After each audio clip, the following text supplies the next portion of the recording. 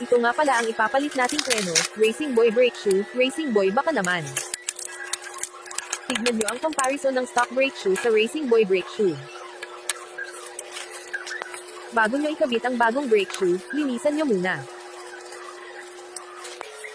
Ganito lang pagkabit niyan, make sure na nakalapat at hindi baliktad ang pagkasalpak niyan.